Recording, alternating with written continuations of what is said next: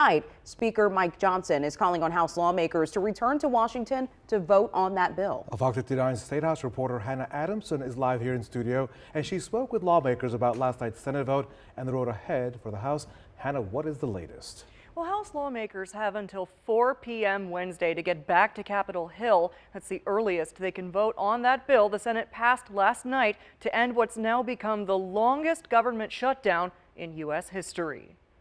The bill as amended is passed.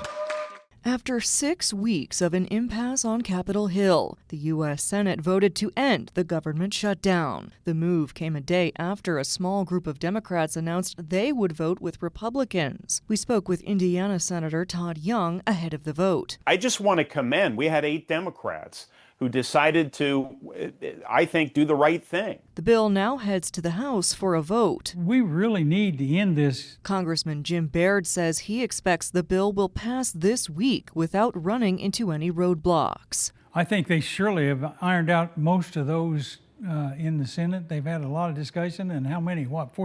14 votes? The bill the Senate passed would fund the government through the end of January. The bill does not include an extension of Affordable Care Act subsidies many Democrats had been fighting for. Those subsidies are set to expire by the end of this year. How confident are you a vote will take place to potentially extend those health care tax credits into next year?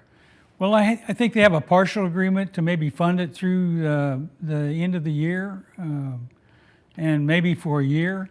But that remains to be seen. Indiana Congressman Andre Carson says he will not vote for the bill. A statement issued before Monday's vote reads in part, quote, "Without extending Affordable Care Act tax credits, millions will see the cost of health insurance double, and hardworking Americans just can't afford that." State Representative Ed Delaney says he has no confidence a vote to extend health care subsidies will take place. Other than putting it in a bill, passing it, and having the president sign it, that would indicate it might happen. That wouldn't guarantee it under these circumstances. If the House passes the bill tomorrow, the government would most likely reopen by the end of this week. In studio, Hannah Adamson, Fox 59 News. Hannah,